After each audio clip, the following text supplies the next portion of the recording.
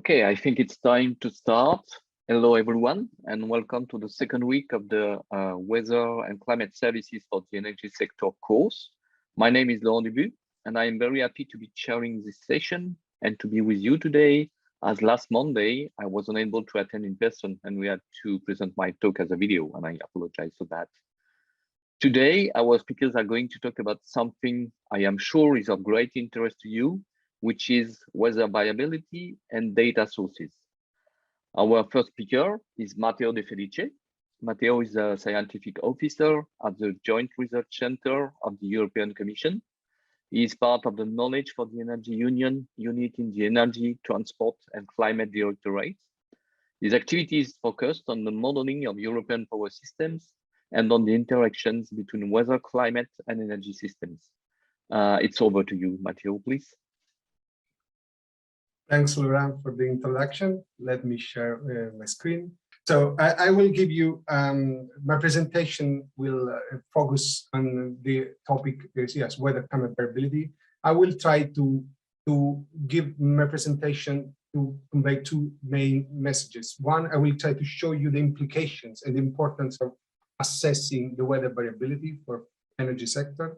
And then I will try to give a short introduction on the available data sets, on the importance on the selection of them for the energy studies focusing on the impact on meteorology on energy. We know more or less that climate variability is important today, and we can expect that is becoming more and more important for the European power systems. Of course, my presentation will focus on Europe, and I think this is an interesting case study for this topic. In this chart, we are looking at according to the latest statistics on the share on the total electrical capacity for the EU power systems, and we can see that today in 2020, about 50% of the electrical capacity is coming from hydro, wind, and solar. Then we know. Probably you've seen this, we discussed this also in the previous days. We can expect those sources to be affected by weather and climate. But this is today. But then those are the plans for the scenario for 2030, 2050 for EU, based on the latest EU Fit for 55 scenario. You know, the scenario from the European Union. Targeting carbon neutrality by 2050, and we are looking that in 2030, 70% of the electrical capacity is expected to be weather, wind, and solar, and up to 82% in 2050. So from this chart, we can see that the climate variability is expected to become very important, considering that a huge share of the electrical capacity will be in some way affected by it. This is today. Those are some statistics for some big for the EU, for the 27 countries part of the European Union, and for some two big countries, so the Germany and Spain. We are looking at the bottom row is the actual generation, the annual values in terawatt hours. In the bottom row is the capacity factor. So it's considering the capacity installed at that period in that year. And we can see that the variability in some cases is quite evident. For example, the hydropower in Spain, we can see that the capacity factor of the entire hydropower generation, it goes between 15% and 35%. I wanted to show this slide because then a question can rise. Is this a lot? Is this minimal? Is manageable? Let's try to see, to assess this quickly. Let's see the deviation of the annual capacity factor from the long-term average. And to do this, we are using some data set that we will explore later. But in this case, it's the ENTSO-E Pan-European Climate Database. ENTSO-E is a network of all the transmission system operator in the European continent. In this slide, you can see the variation from the long-term average for the period of 1982-2019. And we can see that in some years, so the variation from the long-term annual capacity factor can go, it's between -50 and +50%. Well, if you look at UK and Ireland, two countries that with an important share of wind power, you can see, for example, that the difference between those 2 years, it's more or less, considering today's capacity, 19 terawatt hours. So it's 5% of the current demand. But you should know that in 2030, this will become 10%. In 2050, will be up to 15%. So we can see that in 1 year, the 50% of the total demand in a country, this is some extreme cases, but country can be, so this is the amplitude of the variation. And this is wind. And of course, you would expect, this is solar PV. You're looking at more or less is the same scale. You don't look, you can see that the variation is minimal. This is maybe shouldn't be surprising, right? But what if you look at only the winter season, when still the solar power is playing a role even in today's power systems? And of course, this is also, if you're familiar with the statistics, this is not surprising because, of course, the shorter is the time scale you're assessing the variability, the higher is the volatility and the fluctuation. And then we've seen wind within solar and hydropower instead, as we've seen in the Spanish, my second slide, we could see that Iberia, sorry, here, Iberia, if you're not familiar, is means the Spain and Portugal, so an area with a lot of hydropower. We can see a very high variability year over year. I haven't prepared something similar for temperature because temperature is a bit more complicated to show this impact. But we know that that a change in temperature, even in 1 degree, can lead to big changes in the demand, in peak demand in winter due to the heating system, but also in summer due to the cooling equipment. And also, temperature can affect the efficiency of thermal generation, the cooling systems of thermal power plants in general, from nuclear to coal and gas. Let's see this see the big picture. Here are the European countries divided into macro areas. So the northern countries are the Scandinavian region. Iberia is Portugal and Spain. Italy is Italy, of course. Europe is the entire continent. And then we divided the Europe in the Central West, Southeast, and Central East Europe. But this is just to show you that if you consider a long period, the share of renewable generation, this is today, can range in some region from 60, let's say from 70, this is the northern region. In 1 year, 57% of the electricity can come from low carbon or zero renewable sources, up to 77%. But of course, if you look at the entire European continent, this variation is not so big. This is today. I put the link to the report analyzing this in more detail. But then in 2030, the numbers will go up. And then we will see that this, not only the absolute values, but also the range will increase. Only in 10 years, according to the scenario. We still haven't the same plot, the same analysis for 2050, but I would assume that this will be up. And this is the variability, not including any impact on climate change. But then, in any case, we can see that only look at the annual values, the quantity of low carbon or renewable electricity, the variation can be substantial and important for many countries, in many areas. And of course, if you look at this, but a seasonal level, so dividing by summer and winter, here we can see many stories. We don't have the time to go in detail, analyze all of them, but only from this, we can see that in some cases, the difference between summer and winter is quite evident, not only in terms of absolute numbers, but also in the range. So in some cases, this means that year over year, even not considering how do you say, high speed variation, but only the annual generation, so quite a long period. In any case, even just looking at annual generation, the share of renewable generation can vary substantially. What does it mean? 3 takeaway messages on this implication part. The first point, variability is important.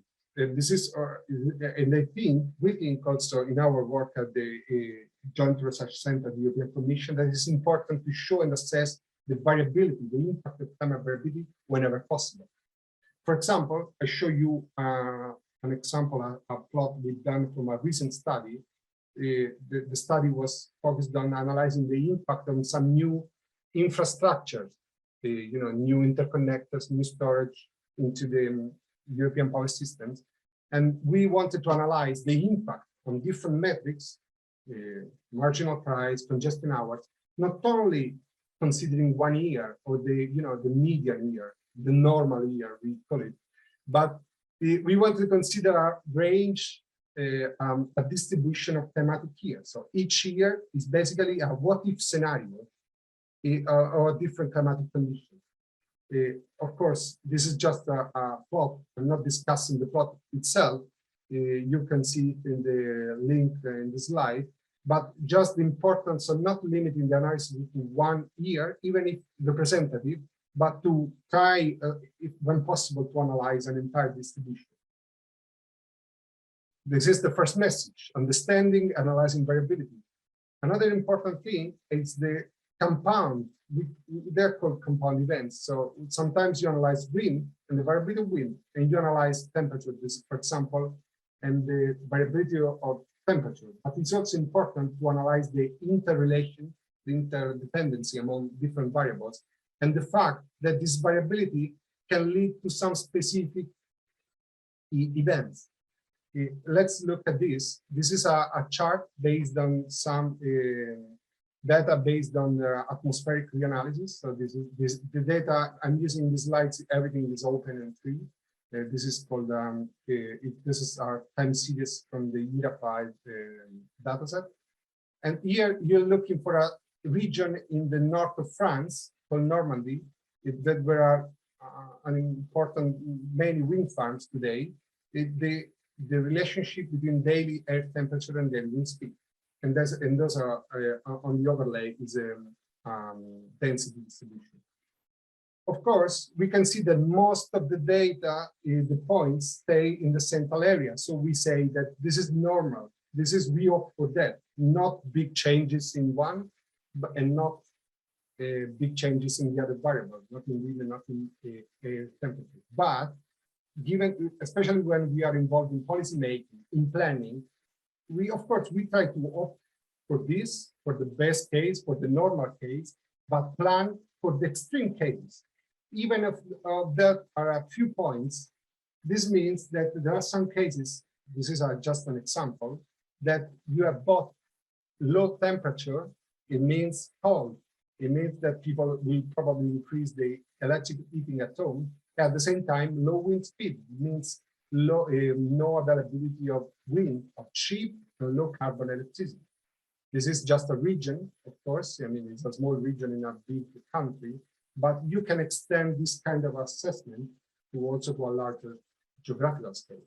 So the second message here is whenever you're studying assessing variability, it's important also to consider when relevant, the interdependency among variables and the possibility to have extreme cases that can have important implications for the system you are analyzing.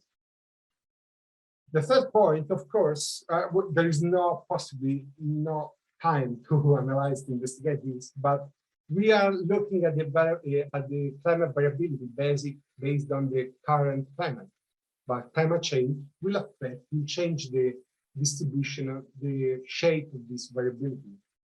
And I think, yes, given that today the IPCC is releasing the report on the impacts of climate change on different systems, including energy systems, I think this third point is also must be considered always when we are trying to assess the importance of variability for the next decades.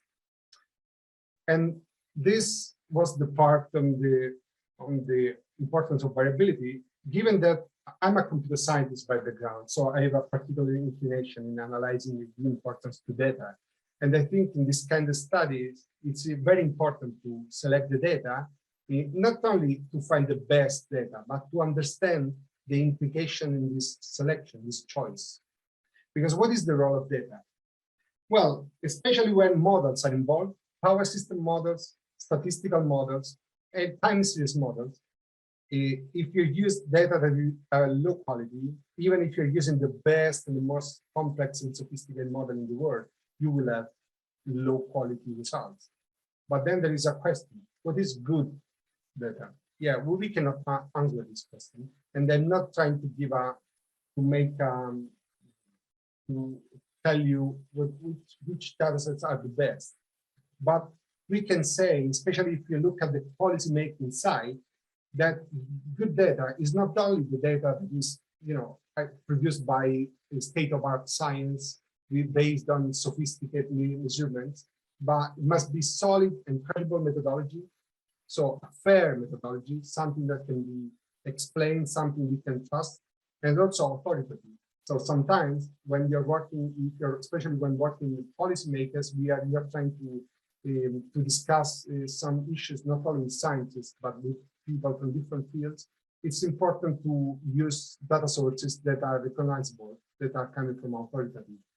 And I think this is also why in some cases, for example, I showed you the data before based on the NSOE data, because this data in SOE, even if you're not familiar with that, it means that data has been coming from all the national transmission system operators. So people can relate to that, and they can imagine that the data sources are credible and are coming from the actual measurements. But then another point, okay, data is only one of many uncertain sources. So if you're using a model, if you are making other assumptions, you are doing a statistical analysis, in any case, don't forget the data is only one link in this entire data workflow. So uncertainty tends to adapt at the end of the downstream. I want to show you in the few minutes I left a few data sets based on climate reanalysis. In this link, you will find it's a forum of the open modeling community. It's a global effort of people coming from around the world discussing open modeling issues. And there is a page I've been involved with in listing, as far as we know, the freely available datasets, freely open, based on atmospheric reanalysis that can provide something on energy variables. Most of them, all of them provide wind and solar, because this is a very hot topic in the energy transition. But some of them also include the electricity demand and hydropower related data.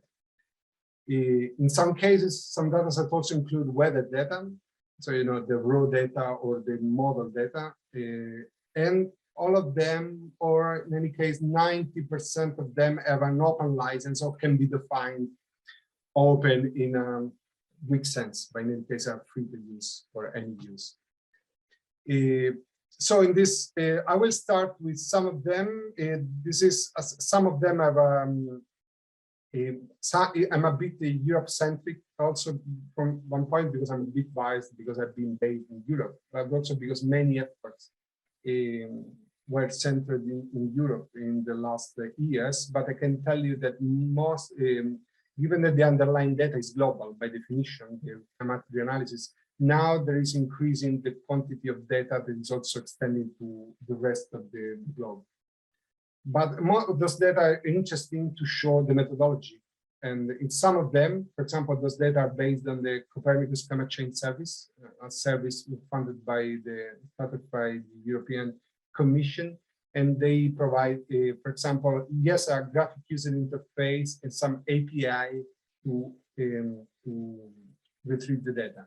and those are based on climate reanalysis and are co-developed, very important, with energy stakeholders and climate scientists. And they provide wind, solar, hydro, power, and demand data. Another set of data, okay, and a bit self-advertisement, I apologize, but this is the data that me and my team we published, is based on, is at least European level, and it's the data that can be used to reproduce all the results in the report that you can see here, is linked before. So the input, the output, the model itself are open, so in principle you should be able to reproduce all the results. And this data is also available at European level, and is based, that's, I think it's interesting also, the second data set on some hydrological model. So all on those links you can find also the methodology, not only the data. Other data sets that have been created in the last years is this coming from the University of Reading, RN. They are open, the methodology is free, and very interesting. The second one, it's extend to 9050, so it's using the entire extent of the ERA 5 reanalysis, and this can really increase the reliability of the statistical results in analyzing especially extreme events. Other data sets that can only be global. For the second one, Ubos Ninja is also extending to other countries in the world. They have API and graphic user interface to retrieve the data. And the first one has been produced by my team, is not more updated, but has been a very solid methodology, is one of the benchmarks also in this field, both for wind and solar. There is also the wind toolkit. This is something different. It's centered in the United States, produced from the NREL of the United States. It's a data 2 kilometer resolution. And it's also interesting because they provide also techno-economic data on the wind. And this is the data, it's very rich, as well as the documentation. And this data is very interesting because, again, it's produced by a network of transmission system operators, and is one of the few data sets I've found so far that can differentiate also between the different technologies of the hydropower. Not only run or repair, but both between open loop pumping, pure reservoirs, and also they provide the scenarios for based on 2030 capacity. And this is very interesting because this kind of data is used to produce the operational assessment. And I want to close with this slide. I thought that given that we are sharing the slides, it could be of interest for you to have also links to further, if you're interested, to further explore these data sets and the methodology behind. And there are other data sets, they are available at European level. It's the list of all the power plant, all the hydropower plants. And there is also another data set trying to analyze the daily gas national demand based on weather data. And also there are data on the wind, solar, and biomass potential. This is a very important topic for policymaking. And also this is the latest effort from my team, is this GIS platform that can be accessed for free online, that they provide different spatial data sets that are related to energy, in some sense also to the geographical term, also including methodological variables. And this was my last slide. Thanks for the attention. Thank you, and I will give back the control to Laurent and leave the give space to the next speaker. Thanks. Thank you very much, Matteo. It's very interesting to see how weather variability is affecting renewables, and to learn about those very numerous available data sources, which are more and more open source, which I think is really good for modeling energy systems. As I put in the chat, please do not hesitate to type your questions in the chat, either for Matteo or for Jake, who is going to talk now, and we will have some time at the end of the presentations to answer those questions. So our next speaker is Jake Bajer, who is the head of section for wind resource assessment and meteorology at DTU Wind Energy in Denmark. He has carried out research and development within numerical wind resource assessment methodologies for over 20 years. His management goals are to accelerate developments for the application and dissemination of meteorology modeling and data sets in the wind energy community, and to strengthen the co-development and collaboration across specializations to deliver novel research and innovation in the field of wind energy in particular. So welcome, Jack, and the floor is yours. Thank you. So before I get going, can you see full screen display? We see the introduction slide. Yes, as full screen. Yeah. Okay. Yeah. Thanks, Laurent, and thanks, Matteo, for both of those introductions. I would like to carry on with a bit more of a particular sort of deep dive into one of these kinds of data sets. It was very interesting talk Matteo gave there, and I was taking some notes about other data sets that I became aware of through that talk. So thanks. So this talk is about global atlases in particular, with a focus on the Global Wind Atlas. And the reason for that is my own bias, in that I have a background in physics and meteorology, and over the last about 10 years have been working on the Global Wind Atlas, initially as a Danish funded project, where we actually picked up the Global Wind Atlas, and I was leading that project. And now we're actually on the third version of the Global Wind Atlas and finding different forms of ways of making it go forward, which I will explain in a moment.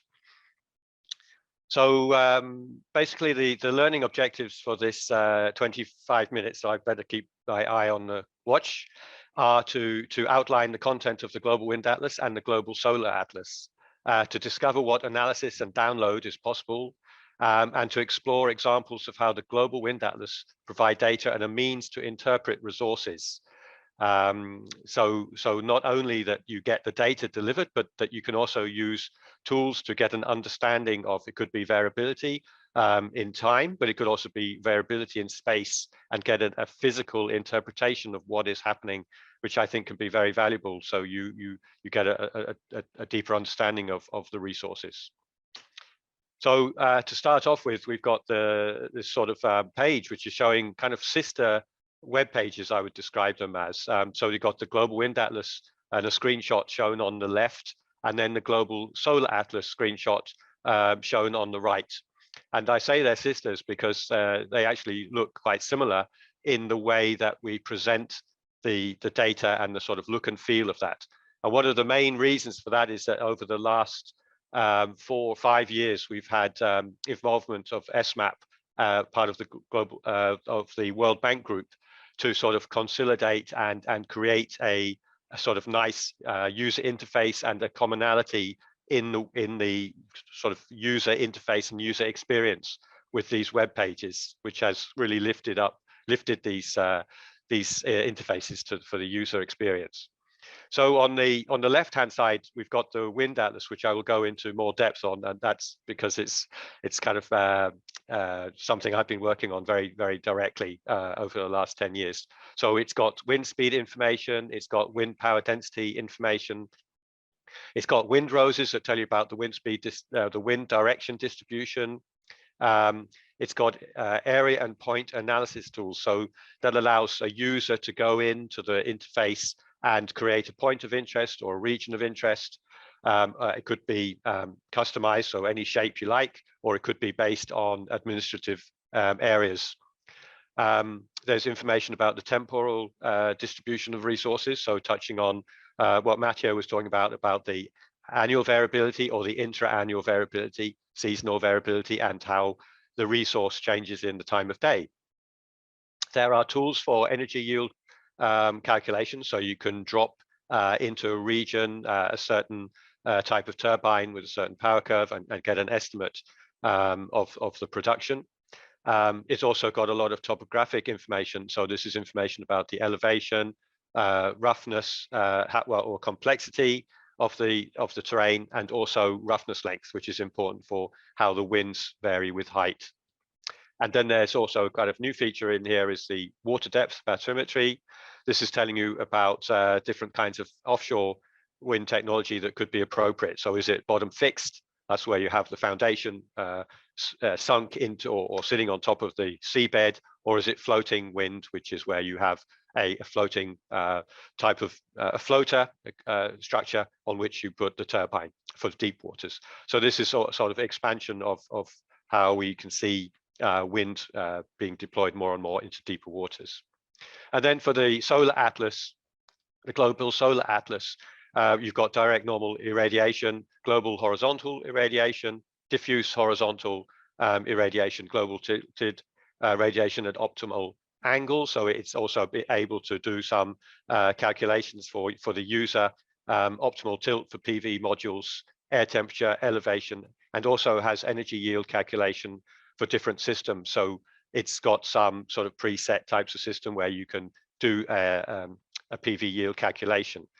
Again, to try to really bring the data into life and to help different kinds of users do calculations that and guide them through that. So to mention that these, of course, are not just created overnight. So there's a lot of work that's gone into those in partnership. So for example, in the Global Wind Atlas, we've worked with World Bank Group, SMAP in particular, which is the Energy Sector Management Assistance Program, and then Vortex, which helped us do all of the mesoscale modeling, which I'll talk about in a moment. And we also had Nazca Maps, which really helped with the web interface. And then with the Global Solar Atlas, World Bank Group, SMAP again. So again, this sort of commonality in the user experience coming from World Bank wanting to have a very kind of strong way of communicating these data sets out to users. Also with the SMAP program, very important element to that development. And then Solar GIS, so SolarGIS was the company that was conducting and calculating and presenting the data sets and the tools. So it really is a partnership effort. And then you see this Creative Commons by 4.0. So this was the license on which the data is available. So it's very open and it's able to be used, and so that it's an open data set, with the correct attribute credits given as required by the license. But you can also find about the terms and conditions there. Right, so I'll carry on. So if we dive now into I should say a lot of download possibilities exist here, and best way to explain that is just to get into the web pages and really start exploring. Both of the web pages have a banner, and at the top you can see download, and you see a lot of possibilities of downloading ready-made posters if you want to have something you present about solar resources in a country, but it could also be GIS data. So it could be something that you want to put in a layer, you want to put into your own GIS analysis. It could be data for plots. So all of the plots you can see on the Global Wind Atlas, for example, those data are available as JSON objects or other types of formats, which you can build into your own analysis. So we're really interested in all of these data sets being downloadable and reusable as much as possible, interoperable as much as possible. So that's a common theme through both of these sister web pages. So if we look at the Global Wind Atlas, I just want to show you kind of how both of these web pages want to ease interaction with them. So for example, you have on the left in the Global Wind Atlas, you have choices about what layer you want to show on your screen. At the moment, it's showing you on this screenshot the wind speed at a particular height. So you can select the layer on the left there. You can select it for different countries by using different types of search or creating a drop-down menu and selecting the country. You can see the color scale there I've got a mouse here I can show. You've got the color scale here, which is now editable, so you can actually customize that color scale for your own purposes. Here you've got a way to select the height of interest. So it's very easy and intuitive to change the height. Here it's showing 100 meters, but you've also got data ranging from 10 to 200 meters at different discrete levels.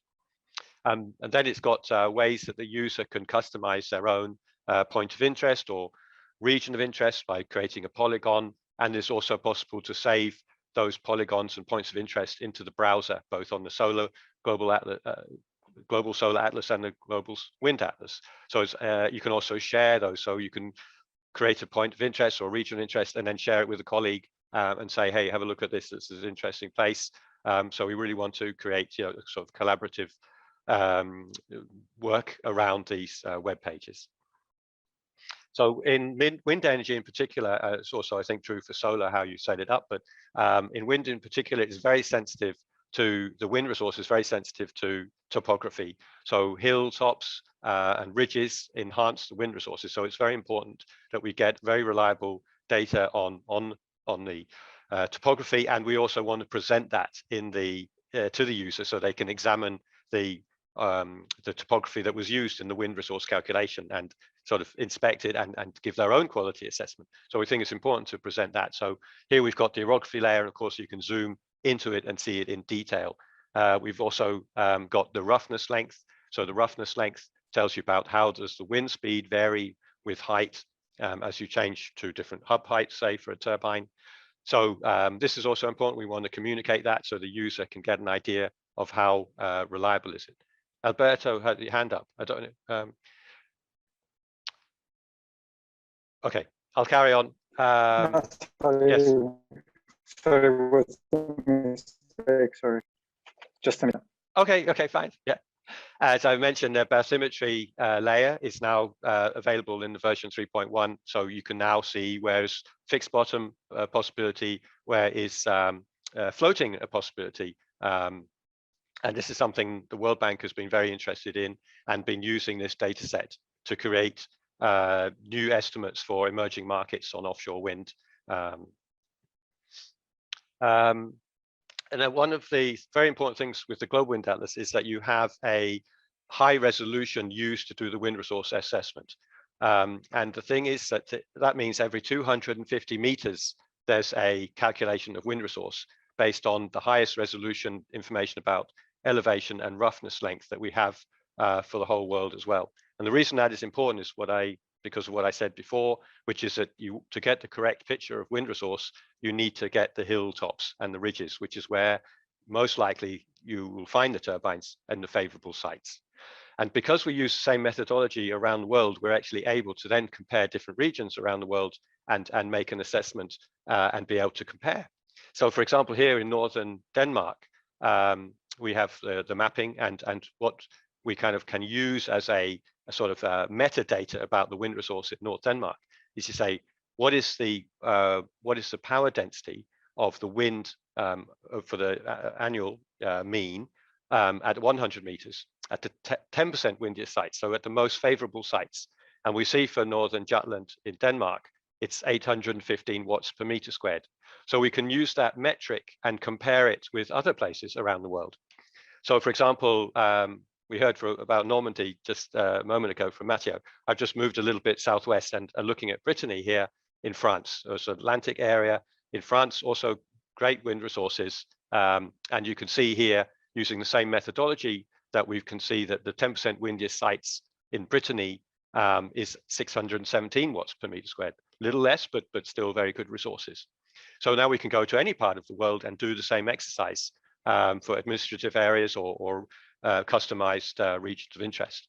So I will go to the Philippines now and see what is the 10% windiest sites there. And it's 611, so quite similar to the Brittany wind resource. So again, it means, you know, we're able to have different communities being able to see, okay, if their wind is working in that area, how can we make wind work in our area and actually use these metric interpreted to kind of guide us. So I thought I looked at the audience, the members and the participants in this course. I saw there were very many from Kazakhstan. So I thought, okay, I'll look at the Kazakhstan wind resources in the same way. And in fact, there again, we see a very good wind resource. So the 10% windiest areas with a power density at 100 meters of 647. So that's more than we saw in Brittany and in the Philippines. So and we can also use the Global Wind Atlas to explore Kazakhstan. And of course, I know there are people from other countries, but the same thing can be done for your countries.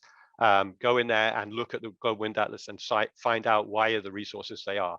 So I think for Kazakhstan, it's one thing is the good wind climate to start with, and also quite low roughness. So there's actually quite a good wind resource to exploit kind of for those reasons. Also areas with high elevation and ridges and hills to make use of.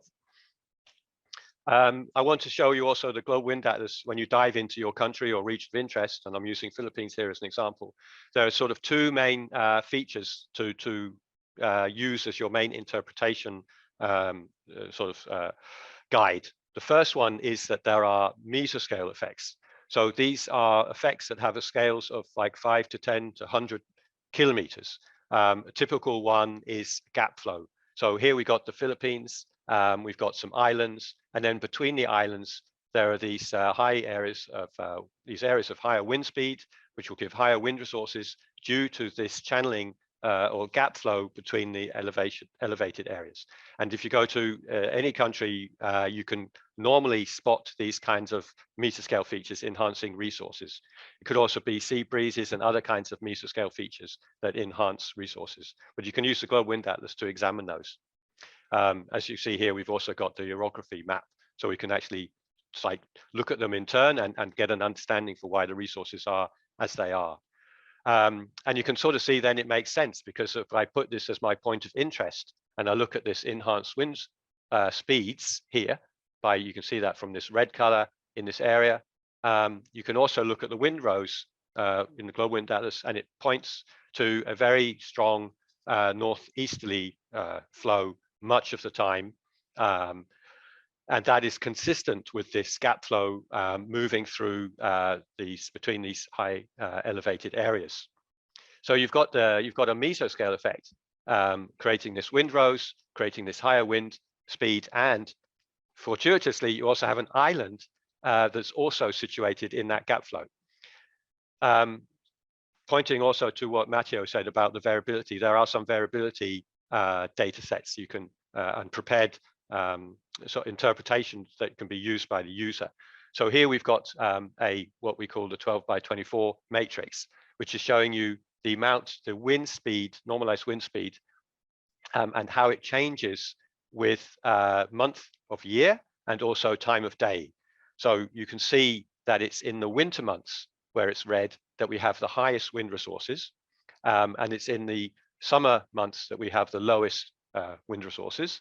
And we can also see during the late summer and autumn, there's more winds in that point in the evening and afternoon, and less during the night. So we can start to see how, if we're going to integrate the wind on this island into an energy system, what else do we need to consider? How will that integrate with hydro? How will it integrate with solar? We can start using this 12x24 matrix to interpret that. Another tool you can get there is wind speed variability, which shows you for every year going from the 2008 to 2018, what was the change in the mesoscale winds in that gap flow as the year changed. So then again, this can also give you an idea of the amount of variability. It's important to remember that actually what will be the variability will depend on your site and where you have the wind farms. So this is only kind of giving you a first glance at the amount of variability and how we may need to sort of examine that with greater depth. Yes, you can also use the global and the solar atlas to get an idea of like the human geography. So sorry, I jumped ahead, but you can also see things like road networks and towns and cities and land use, so you get an idea of the context of where the resource is. Here I wanted to show you've also got the elevation and roughness data, which is very important for the wind resource assessment. So you can see what was used in the calculation, which also helps explain the features. And what I'm going to talk about next is that as well as the mesoscale features, we also have the microscale features, which are included in the calculation of the Global Wind Atlas. So some of the data sets Matteo was talking about were based on reanalysis data sets, where the resolution may be tens of kilometers, or I think there was another one that was still like a single number of kilometers, maybe 2 kilometers or so. But it's quite important in wind resource assessment that you also are able to take the data right down to a site level and include the hilltops, the ridges, and the coast, the precise lie of the coastlines and so on, to get the wind resources more accurately captured. So here with the black dotted lines, I'm showing you areas where microscale effects are enhancing the resources. And some of them are related to ridges and hilltops, giving an enhancement, and some of them are related to coastlines. So you go from a lower roughness at sea to maybe a higher roughness, but very right on the shore, that higher roughness isn't having a big effect. So you almost have an offshore resource because you're sitting right on the shore side. So the Global Wind Atlas can also give you that information, where the mesoscale and the microscale features are both captured in the data that's presented. Yeah, there's also satellite data, so you can also verify some of the locations also in that context. As I mentioned before, also information about the human geography side, the towns and the infrastructure in place. It's also important, as Matteo mentioned, is how trustworthy is the data, how good is it? So we think it's very important that there's a validation process, and we've started that with the World Bank. SMAP had a number of projects in different countries, which also included a measurement campaign. So we're able to use that data from high quality measurement campaigns to do a validation. And what it means is that you can see where the validation countries are, and we'd really love to be building more and more countries to be validated. So more and more of these countries are outlined. We'd like to work towards more of these being present.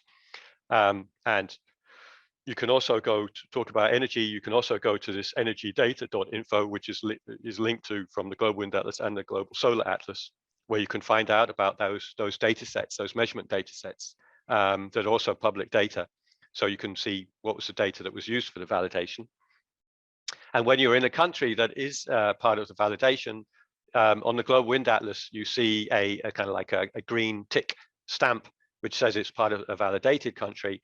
And then you get some metadata telling you about the validation, 8 sites, and the mean absolute error, bias is 5% for those 8 sites, and the standard deviation is 4%. So this is showing a pretty good quality of the measurement data, of the modeling versus the measurement data. And some other countries have better, and some have worse than that. And then we have to know, how does that guide us towards improving our mapping effort? I think I'm close to the end now. Yes, here we go. Yeah, so what we learned. So I have tried to outline to you the content of the Global Wind Atlas and the Global Solar Atlas. And I've tried to show you how to discover what analysis and download is possible. So my main message there is really, you can't go wrong. Just go onto the web pages and explore the download capabilities, whether it's ready-made PDF files of posters, or if it's highly detailed GIS, GeoTIFF data that you can download, or if it's actually content of a graph that's shown, those plots, say, of the temporal variability, you can get that as a JSON object file or other types of format and integrate it into your own reporting. So that's in this time available, it's best just to say, get out there and explore them. And we've explored examples of how the Global Wind Atlas can be used to provide data, but also a means to interpret the resources that we see. So to get an understanding of the kind of physics behind those variability that we see both in space and time. And then to say thank you for listening. And that's my email there if you want to contact me. Thanks. Well, thank you very much, Jake, for sharing this information with our participants. That was really interesting. And now we will move on to questions. So please, all participants, if you have questions, type them in the chat. There are already a few. And maybe I will start with that one for you, Jake, from Aziza. What is the source of the bathymetry data? And overall, is the platform based mainly on remote sensing data? So, okay, I'll start with the second one, the remote sensing data. No, it's actually based on modeling. So, in fact, Matteo mentioned it. Euro 5 is the data that is used to drive mesoscale modeling, which is the WRF model, which is run for 10 years by Vortex. And then the mesoscale modeling is fed to a microscale model, which is it's a linear flow model, where we can interpret, we can get ideas of, or we get an estimate of the speed up and due to hills or due to changes in roughness. So it's not based on a remote sensing. It's based on modeling, and that's why it's so important to have the measurement data to try to use to validate against the measurement, the modeling data. Now, the other question, I just wanted to look it up because I wasn't sure I'd get it right. Because you were asking about the bathymetry data. I will need to check that, but I can check it during the next question, I think. Okay, thank you. Well, while you have the mic, there's another question for you, Jake, from Myra. Thank you, Dr. Badger, for presentation and a given example for Kazakhstan. We have previously used the available wind measurement platform, so https ventusky.com and windy.com. And she's asking, how do they differ, or do you have one source for validation? Okay, so I'm just checking. Yeah, I thought I wanted to do that, and I'm sorry, those other people from other countries, I didn't include your country, but it's something that is I think valuable to go in and interpret what your country has to offer and what are the physical mechanisms by which that resource is there. So two things. When I know windy, I don't know Ventus Sky so much, but I'm just looking at it now. So the difference here is what I think you're seeing is much more a kind of snapshot of the situation of the winds at any time. So you can see it, for example, in windy, it's actually looking at forecast data, and you can see what is happening. For the Global Wind Atlas, it's a climatology, so it's telling you what is the resource over a long period, and in this case it's 10 years, and it's that is presented, and then there's information about the temporal variability over that whole period. So it's not telling you about what will be the resource in 12 hours time, or what was it on the 17th of December 2012, for example. That's not something you can use the Global Wind Atlas for. The Global Wind Atlas is for getting the big long-term picture of the wind resource and its variability. I can now tell you the answer to the question about the bathymetry. It comes from this GEBCO gridded bathymetry data set. So it's a 15 arc-second resolution. So the best way, if you want to know more information about that data set, is to go to the Global Wind Atlas and click on About, and then you can, and then there's the part about data sets, and you can see all of the sources of the data sets, including the links and also the digital object index number for finding out the publications related to those data sets. Yeah.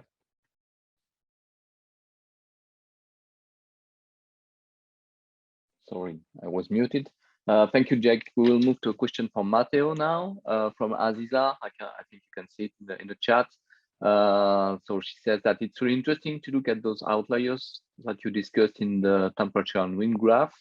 The length and repetition of such events can be considered as a constraint for wind power generation.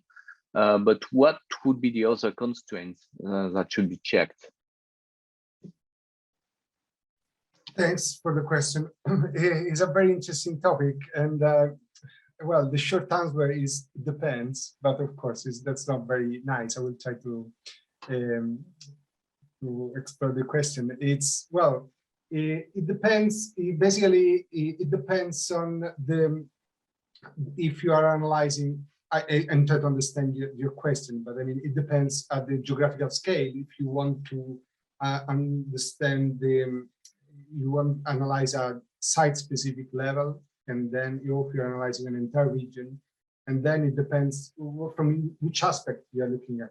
I assume that the constraints you mean, in some sense, the potential generation you can get from a wind turbine, from a wind farm. Well, I think that the other constraints that should be checked in some.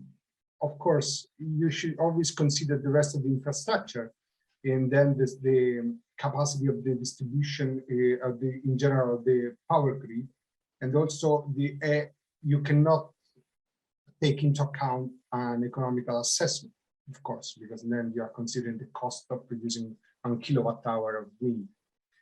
But I think that in some sense, a good first step can be analyzing the wind. Of course, if you have measurement, I shown you something coming from a reanalysis, but as Jake shown, there are other possibilities to do this kind of analysis and in climatological perspective. But I think that the other constraints I will check are the techno-economical aspects, and then the economical aspects, and then the connection to the grid. But I don't know if I got your question correctly. Thank you, Matteo. And maybe on this same figure you showed with wind and temperature. So I understand this was for the present climate, so the last decades. Exactly. Yes. Do you have any assessment of the what this figure would become in the future? Not yet, no, because there is the uncertainty in the climate change projection that make this this plot would be much noisier. But yeah, we are working on that. Yeah, but I just want to mention that so RT, the French transmission system operator, published a very comprehensive report on the scenarios to pathways to 2050, and we did similar figures.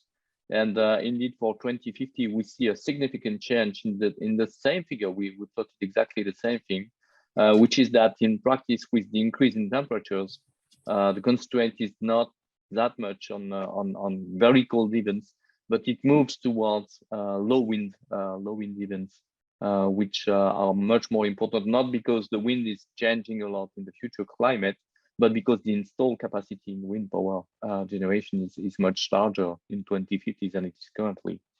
So that's really an interesting plot to see. And I also wondered, Matteo, and maybe that will be the last question, except if there's another one in the chat, which is not the case. So the last question I would have is that on the previous slide, you showed the evolution of the capacity factor for wind, solar, and hydro over, I think. Yeah, it was for EU, Spain, and Germany.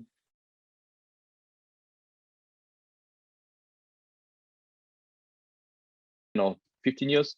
And do you have any additional comment on that? Sorry, maybe I lost you for a couple of seconds. Yeah. Okay. So yeah, in the US, for instance, some people have shown an increase in the capacity factor for wind generation over the last 10 to 15 years, which your figure doesn't seem to show. You show viability, but not a significant increase.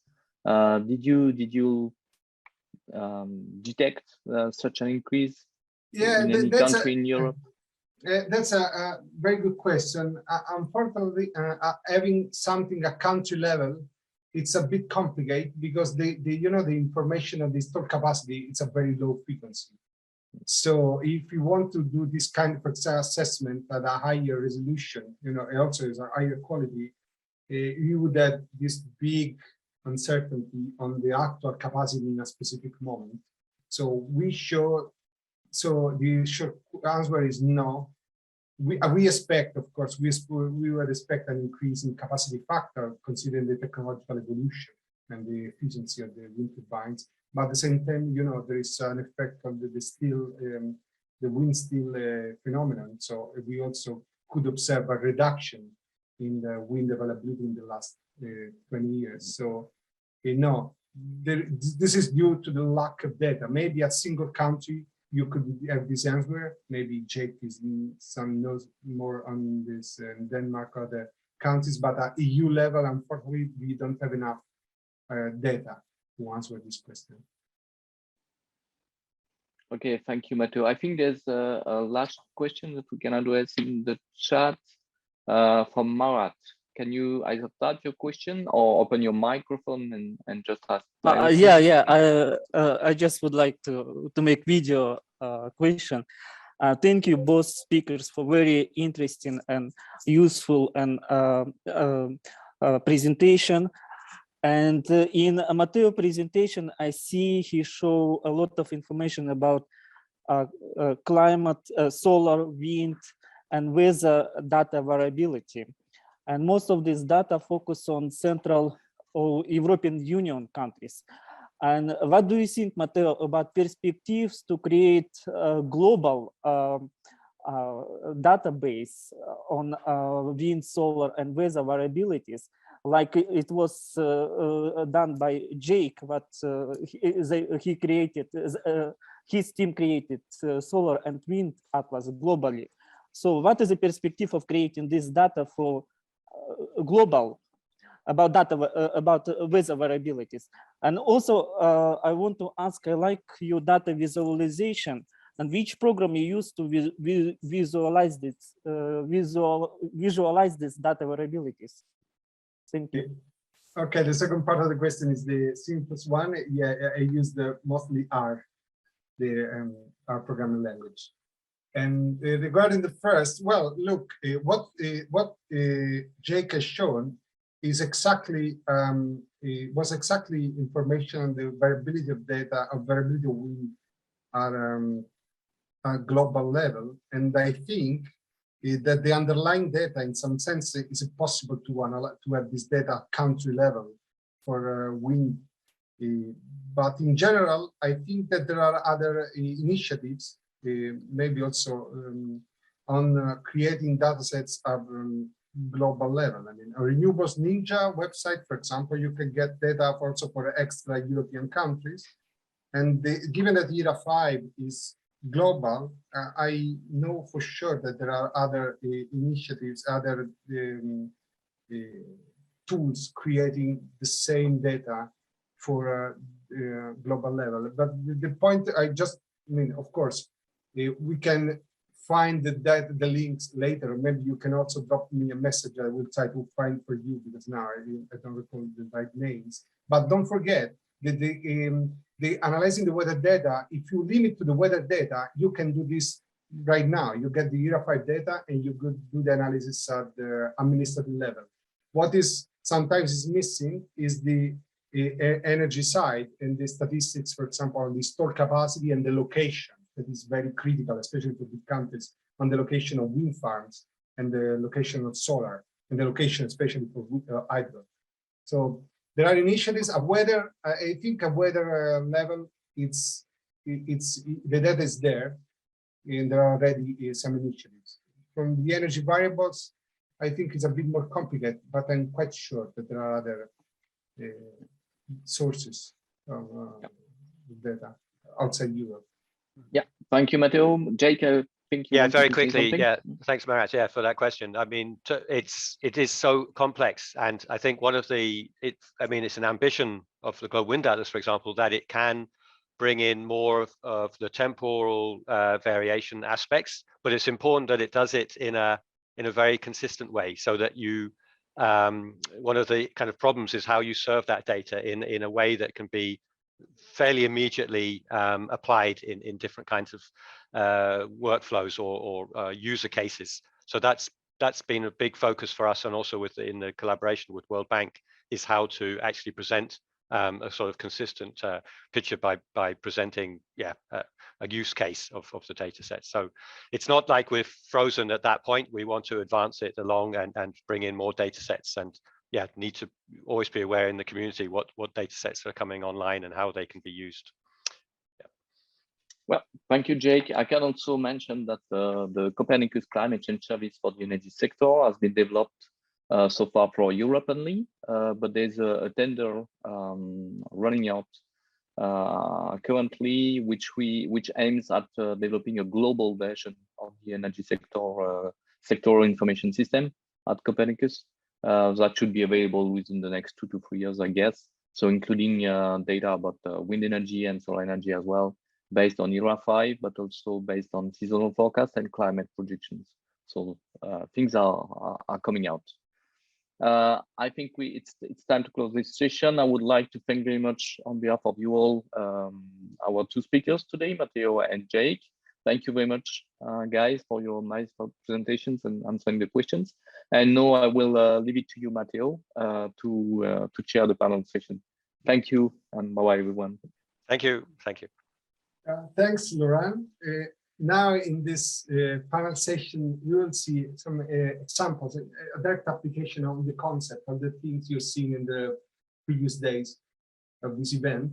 And this session is exactly about the case studies. So we have 3 panelists that will be talking about the application of climate services for the energy industry.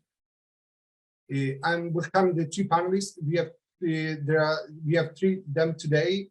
We have Altnai Jabasbayeva, Dana Yermolianok, and Jose Alberto Zuniga Mora. I apologize in advance if I mispronounce your name, so feel free to correct me. And I want to welcome our first speaker, Altnai Jabasbayeva. Welcome. Altnai studied at the Bachelor of Meteorology at the Meteorology Department in the Kazakh National University with a master's on applied ecology. He has more than 20 years of experience, and now he's the head of the climatology division. And since 2001, she's been working as a climatologist in the meteorology department of the Kaz Hydromet that is in Nur Sultan. And she's responsible for maintaining the database of climatological data and keeping updated all this data catalog, and also taking care of the climatological processing of the meteorological data to maintain the state climate cadastre, as well as servicing consumers with meteorological and climate information for different level of complexity. So over to you, Altnai. Thanks for joining us. Да. Уважаемые участники, спасибо большое за представление, мистер Матео. Уважаемые участники, я рада приветствовать вас сегодня. Позвольте выразить благодарность организаторам данного курса за возможность предоставления информации о своем виде деятельности и также получить опыт от других участников. На данном слайде вы можете видеть выполнение разовых заявок от различных потребителей в области энергетики. Как вы видите, они имеют разовый характер, то есть обратной связи пока что не происходит у нас. Единственный крупный проект был в предоставлении данных о ветровом режиме Казахстана для разработки атласа ветровых ресурсов Казахстана, который создан в рамках проекта ПРООН, ГЭФ и правительства РК. На этом слайде я хотела показать, что инфраструктура сектора энергетики состоит из различных циклов энергетики, от добычи топлива до использования энергии и энергосбережения. Для каждого цикла существуют основные специализированные показатели, выражающие воздействие климата на объекты и процессы данного цикла. Хотя все циклы зависят от климата в целом, для каждого цикла можно выделить свойственные ему в первую очередь воздействия, которые характеризуют тот или иной конкретный климатический показатель. Более подробно об этой схеме можно увидеть, ознакомиться в руководстве по специализированному климатологическому обслуживанию, которое под редакцией покойной Кобышевой, профессора, доктора географических наук ГГО. На данном слайде следующие 2 слайда представляют результаты работ по составлению карт климатических параметров для строительных норм с учетом требований европейских стандартов, воздействия на несущие конструкции. Данными картами можно руководствоваться не только при разработке генеральных планов населенных пунктов, при проектировании зданий и сооружений, а также систем отопления, вентиляции, кондиционирования, водоснабжения, канализации, газоснабжения, теплоснабжения и электроснабжения. Алтынай, извините, вы можете подвинуть слайд? Подвинуть? Ну, у вас на 3-м слайде стоит и все. Да? А я листаю вообще-то. Может быть, вот так я попробую, как вам вот такой режим? Теперь да. Вот такой режим просмотра устраивает? Ага, хорошо. Вот на этих 2 слайдах показаны результаты работ по составлению карт климатических параметров, о которых я говорила. Их можно использовать не только для строительства и планирования населенных пунктов, но и в секторе энергетики. Этот слайд также можно использовать, тоже это результаты работ для обновления СНИП-РК. На данном слайде можно увидеть, что климат Казахстана меняется быстрее, чем глобальный. Темпы изменения климата не одинаковые по территории земного шара. Территория Казахстана, находящаяся в центре Евразийского континента и удаленная от океана на значительное расстояние, прогревается более значительными темпами, чем земной шар в целом. Вы можете видеть здесь, насколько меняется каждые 10 лет. На следующем слайде показано, что современное изменение климата Казахстана также характеризуется увеличением повторяемости некоторых экстремальных погодных явлений. Например, за последние 15 лет в сравнении с предыдущим периодом примерно в 2 раза увеличилось число случаев сильного дождя и снега, почти в 1,5 раза сильного ветра, но несколько сократилось количество сильных туманов и метелей. Повышается не только средний уровень температуры, но увеличивается повторяемость высоких летних температур. Например, практически повсеместно увеличивается число дней с температурой выше 30 градусов. Особенно заметно в западном и южном регионах республики. Кроме этого, увеличивается продолжительность волн тепла, когда как минимум 6 дней подряд температуры держатся выше значения 90-го процентиля. Вся эта информация представлена для того, чтобы сектор энергетики мог использовать ее в своей работе. Повышение температуры при малом изменяющемся режиме осадков приводит к изменению повторяемости опасных гидрологических явлений. Например, примерно в 2 раза увеличилась повторяемость паводков на горных реках, заторов, селей и маловодья. Несколько уменьшилась повторяемость наводнений на равнинных реках. На этом слайде, резюмируя изменения в режиме температуры и осадков, необходимо отметить, что повышение температуры ведет также к увеличению продолжительности вегетационного периода, сокращению периода с отрицательными температурами. Сокращается число дней с жесткими морозами с температурой ниже 20 градусов Цельсия. При этом отсутствуют существенные изменения в режиме осадков. Лишь на некоторых метеостанциях зафиксированы положительные тенденции в значениях максимального суточного количества осадков. На севере и юго-востоке наметилась тенденция сокращения максимальной продолжительности бездождного периода. В соответствии с результатами моделей глобального климата, использованных для подготовки 5-го оценочного доклада межправительственной группы экспертов по изменению климата, на территории Казахстана ожидается дальнейшее повсеместное повышение температуры воздуха во все сезоны года при незначительном увеличении годовых сумм осадков.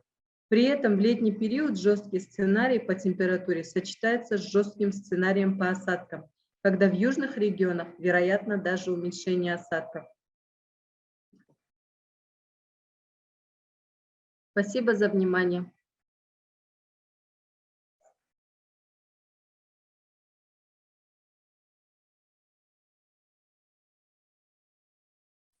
Thanks for the presentation.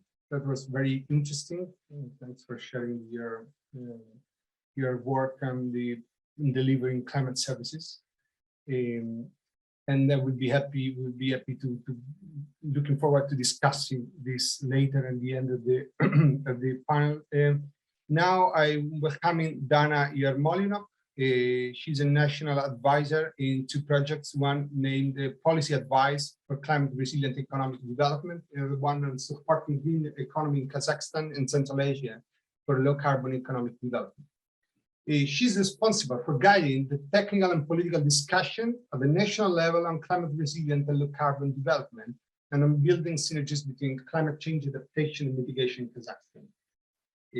She will talk about the macroeconomic impact of climate change and adaptation in the energy sector of Kazakhstan. Dana, welcome. The floor is yours. So we have technical issues here. So I might ask Matteo, maybe we will go ahead and present. Jose, what do you think? Yeah. If it's okay for Jose, let's change a bit the schedule. I want to then now to introduce Jose Alberto Zuniga Mora. Thanks for joining us, because I think that where you are now is still nighttime. So thanks for joining us. Jose is a civil engineer, and he is the head of the Center for Basic Engineering Studies of the Hydrology Department of the ICE, that is the Costa Rican Institute of Electricity. As head of the hydrology area is a big responsibility, and his area runs 90% of the hydrological network of the country and 50% of the meteorological network. The area hydrology is also responsible for carrying on all the hydrological feasibility studies for our hydropower project, performing hydrometeorological forecasts for power plant, designing alert systems for dam sites, and also provide real-time information for many users. Jose participated also in the project definition of a methodology for environmental flows for ICE in 2013, and it was a charge edition of the final report. He's published many feasibility studies for ICE and many studies on the analysis of average flows, frequency of extreme events, estimation of the largest sediment flowing to the reservoirs. He's been appointed as hydrological advisor of the permanent representative of Costa Rica with WMO, and he is the vice president of Hydrological Assembly and member of the Meteorological Council of Costa Rica, the advisory board of the National Meteorological Institute. Thanks, Jose, for joining us. You're welcome. I'll be sharing the screen then.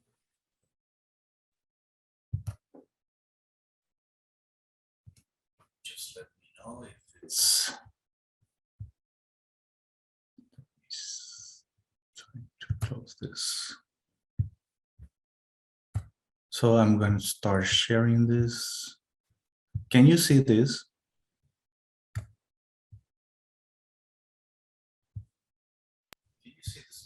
Yes. Okay. Can you try putting it in full screen? Yeah. Yes. Is that okay? Yes, from my side. Okay. Thank you. Well, thank you. I would like to thank the organization for the allocation of this time for sharing with you some services on hydrological services. Well, you have already introduced me. And it's a bit early here in Costa Rica, for sure. We're gonna talk about the services provided for hydropower mostly, but it's a wide variety of services that we provide. There will be illustrated 3 case studies from Korea-Han River, the Russian case illustrating the Volga system, and the Costa Rican case study.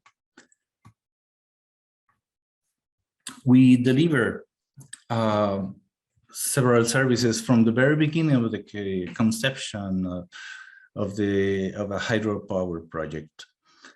We provide information on design flows for the spillway design, for instance, based on the probable maximum precipitation and probable maximum flood that is derived from there. But we also use statistical approaches for flood frequency analysis. And also when we need to assess the weather availability for a power project. So we provide all data required for this. We need to model, when we are starting a project, we need to model the operation of the reservoir. So we are there also. For the planning, construction, and the scheduling of this construction, we provide flow duration curves and the hydrological patterns that are observed on the rivers. And one thing that is quite important nowadays is the environmental requirements, such as the environmental flows, where we also provide information on flows, and we also model river reaches in order to assess this kind of requirements. WMO has developed some material in order to work with the best practices. There is some of them are listed here. I'm not going into details because it can be reached through the WMO site. In the case of Russia, for instance, and in the general case, we need meteorological information to support hydrological services. We need those forecasts and predictions that need to be, that are the input for our models. And most of the time, no prediction will be made without the meta information. We can use statistical models, but in fact, we count or rely on the meta information. We need long-term forecast for seasonal predictions. For instance, we need the climatology. And then as an example, you can see here an example, and at the right of your screen, you may see a graph showing the ensemble forecasting of the inflow of reservoirs that are provided by the Russian service. We also take into account that the services in maintenance of the reservoirs and the operation of reservoirs must take into account the reservoir operation, the generation scheme itself.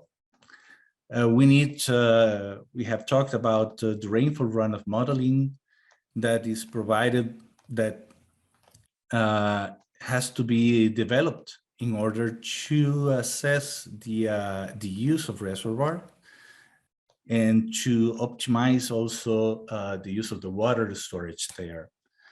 There will be some conditions under which the reservoirs are used for flood control, and some others not, but the use of those reservoirs, the effective storage, will depend on how much water is coming into the reservoir, how much water needs or how much volume must be released during the flood control operation, or should be storage, depending on the season.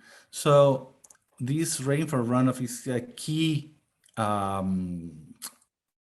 input, let's say, for the operation of reservoirs.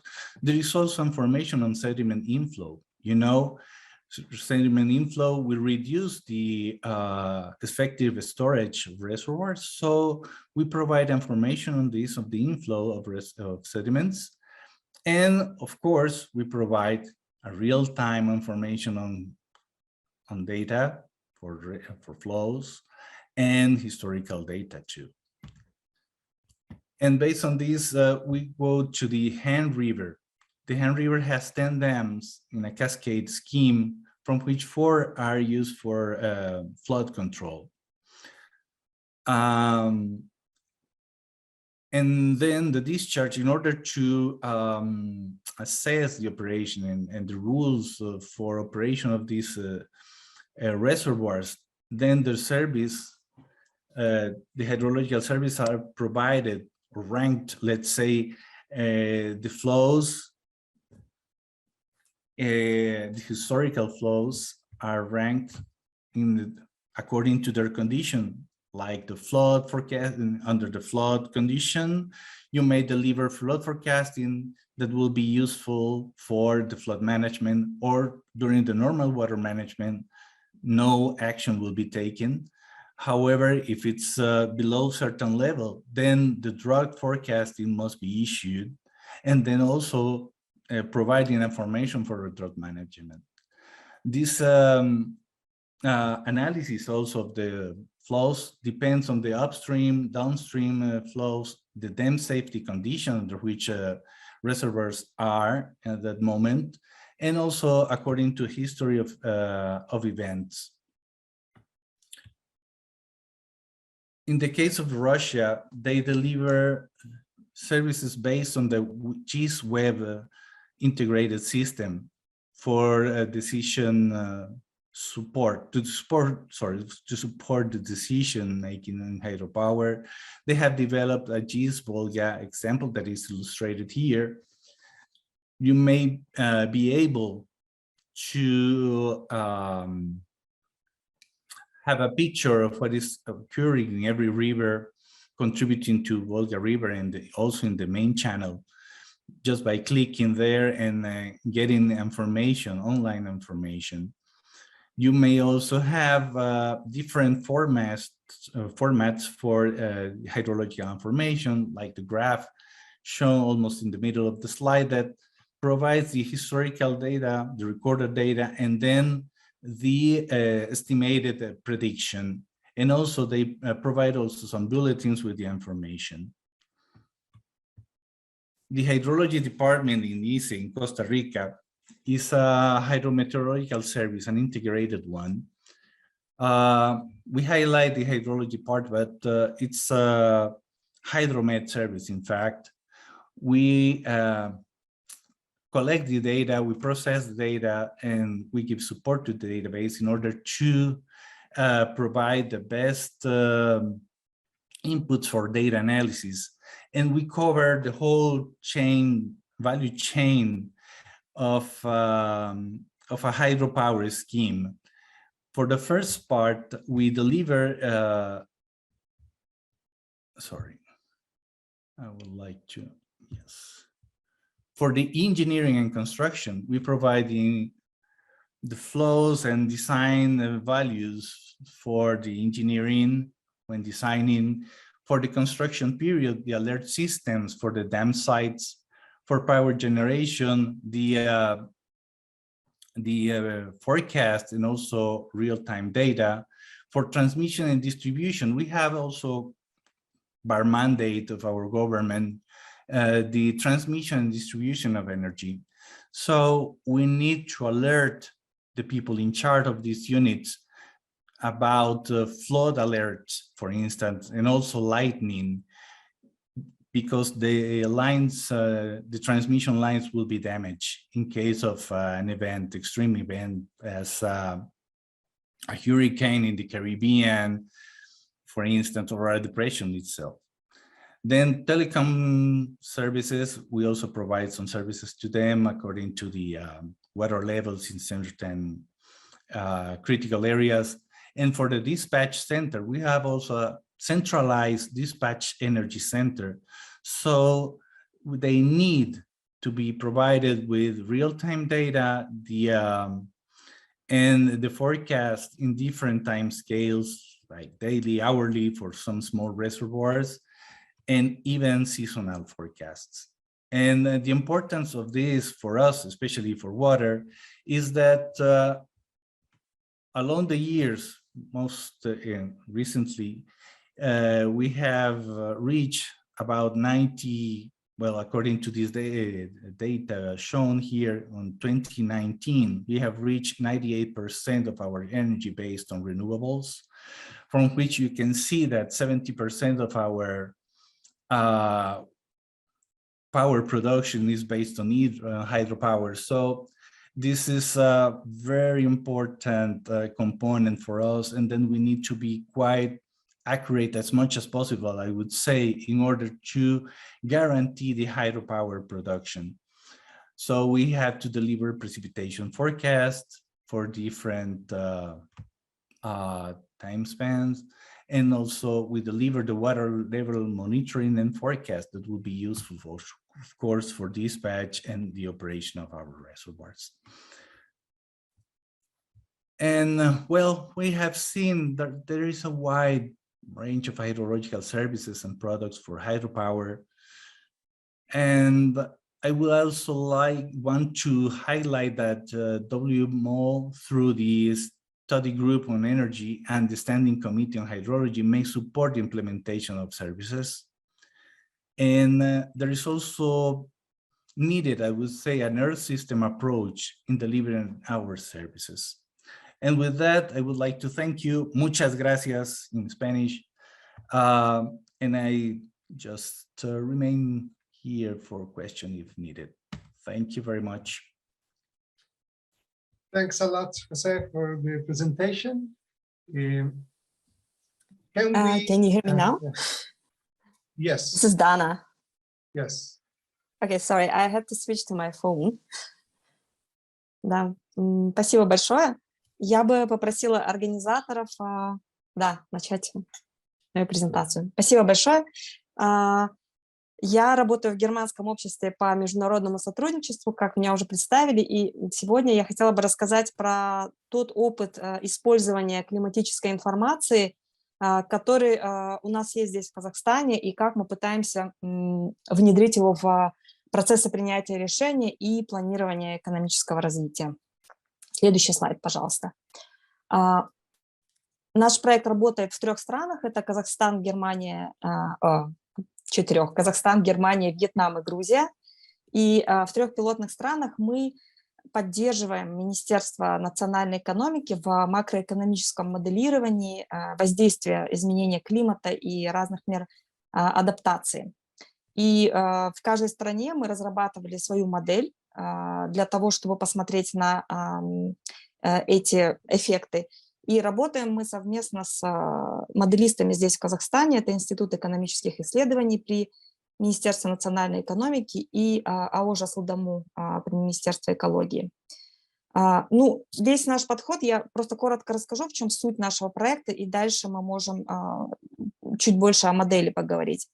Мы разработали модель, которая позволяет объединить экономические и климатические данные. То есть мы создали такую динамическую модель, это называется модель затраты выпуска, которая позволяет посмотреть на разные секторы экономики с точки зрения воздействия отдельных опасных климатических явлений. То есть мы, например, выбирали, как будет воздействовать засуха или экстремальный ветер, экстремальная жара на разные отрасли экономики. И мы оценивали ущерб, который может возникать в результате этого воздействия, и моделировали разные варианты адаптации.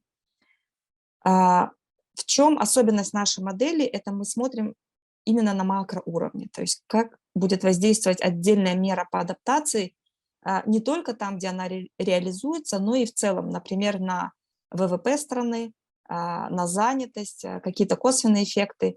И таким образом мы хотели бы поддержать использование климатической информации в процессах принятия решений в Казахстане. Ну, наверное, я не знаю, какое у нас соотношение сегодня именно экспертов из энергетического сектора и экспертов, работающих с климатической информацией, но вы наверняка знаете, что процессы адаптации у нас находятся на очень начальном уровне. То есть у нас нет, например, национального плана по адаптации, у нас не внедрена, скажем, оценка климатических рисков в принятии решений и планирования в секторах. То есть это такой большой пробел, который мы хотим заполнить. И поскольку наш партнер – это Министерство национальной экономики, мы также очень хотели бы, чтобы они начали пользоваться этой информацией. И вот что касается климатической информации, для нас моделирование проводил Университет Балеарских островов, и мы смотрели на 2 сценария, это RCP 8,5, RCP 2,6, и выбирали мы разные экстремальные погодные явления, мы также советовались с Казгидрометом здесь, в Казахстане, для того, чтобы понять, какие из них оказывают наибольшее влияние на экономику. И я бы хотела особо подчеркнуть пробел, который есть между климатическим моделированием, которое есть в Казахстане, и моделированием отраслевым и макроэкономическим. То есть у нас есть 2 группы экспертов, которые редко взаимодействуют друг с другом, и это очень жаль, потому что наше моделирование показало, что эффект на экономику довольно значительный. Следующий слайд, пожалуйста. Это вот коротко о самой модели. То есть она упрощенно описывает функционирование экономики и, грубо говоря, отвечает на вопрос, что будет происходить с экономикой, если произойдет это или другое экстремальное погодное явление. Или что произойдет с экономикой, если мы реализуем определенную меру по адаптации, например, в секторе энергетики или в секторе сельского хозяйства. В модели мы смотрели на средние и долгосрочные перспективы, то есть до 2050 года, и смотрели на рассматривали на ежегодной основе Сама модель построена в Excel, и расчет он может производиться очень быстро, то есть это 1 минута. И как уже говорили спикеры сегодня, очень сильно зависит, какие данные вы в модель вкладываете. То есть если мусор вы вложите в модель, то мусор мы получим на выходе. Следующий слайд, пожалуйста. Да, здесь я бы хотела отдельно остановиться на сложности сбора данных для моделирования. Например, нам было очень важно посмотреть на ущерб от изменения климата в денежном выражении. То есть вот эти монетарные значения по секторам было очень сложно собрать, поскольку такая статистика не ведется. Например, ущерб от стихийных бедствий в масштабах всего Казахстана или по регионам. Например, мы пытались собрать данные по ущербу от засух, у нас не получилось. То есть мы отправляли запросы в акиматы, мы отправляли запросы в Министерство сельского хозяйства. Разрозненные данные были, в том числе в Гидромете, в Министерстве по чрезвычайным ситуациям, но очень сложно. Поэтому нам приходилось в тех случаях, когда у нас данных не хватало, пользоваться международными данными и как-то их адаптировать к Казахстану. Поэтому, модель удобно тем, что в любое время новые данные можно туда добавлять и, соответственно, обновлять прогнозы. Какой вопрос мы с помощью этой модели решаем? Мы смотрим, как можно снизить ущерб от изменения климата и сколько будет стоить адаптация в том или ином секторе, и как мы, например, можем выбрать или отдать приоритет той или иной мере или в том или ином секторе. Но тут важно понимать, что модель сама по себе не отвечает на этот вопрос. Она дает какие-то данные, но люди, которые принимают решения, они сами отбирают критерии для отбора. Например, если они хотят наибольшее предотвращение ущерба, или они хотели бы меру, которая больше всего рабочих мест создает. То есть это всего лишь анализ, и потом уже эксперты принимают решения. Следующий слайд, пожалуйста. Здесь вот некоторые перечисления воздействия изменения климата на сектор энергетики, и можно говорить, что воздействие бывает различное. Например, может снижаться производство самой энергии, поскольку долгосрочные климатические прогнозы показывают, что будет дефицит воды, а вода нужна не только для гидроэлектростанций, но также для охлаждения, например, теплоэлектростанций. Кроме того, ожидается изменение спроса. Например, будет увеличиваться спрос на кондиционирование воздуха, то есть в летнее время. И, возможно, в отдельных регионах будет снижаться спрос на отопление. При этом стихийные бедствия, они разрушают инфраструктуру, ухудшают производство в других отраслях, повреждаются, например, нефтепроводы, линии электропередач, происходят экономические потери из-за того, что у вас нарушаются цепочки поставок или энергоснабжения. То есть это все мы пытались учитывать в модели. Следующий слайд. И меры по адаптации, на которые мы смотрели, я хочу подчеркнуть, что меры по адаптации выбирались у нас отраслевыми экспертами. То есть мы собирали экспертов из сектора энергетики, из научно-исследовательских институтов, независимых экспертов, и они предложили нам смоделировать именно те меры адаптации, которые им были интересны. Какие они вообще бывают в секторе? Это, например, всем известные защитные дамбы для того, чтобы защищать инфраструктуру. Это может быть повышение прочности трубопроводов, строительство более крупных водохранилищ, более высокоэффективная инфраструктура. Это вот такая структурная адаптация. Но еще есть управленческие меры адаптации, когда вы лучше контролируете свои основные фонды, и когда вы учитываете те изменения спроса и предложения энергии, которые в обществе происходят, и адекватно на это реагируете. Следующий слайд, пожалуйста. И что мы здесь моделировали в нашей модели? Мы посмотрели на... Извините, вас не слышно? Снова не слышно? Все ли меня слышат? Нет, вас слышно, да. Хорошо слышно. Хорошо, спасибо. Спасибо. Вот теперь слышно, да. 3 меры по адаптации мы смоделировали, но они не ограничиваются только ими. Это мы делали вот по запросу.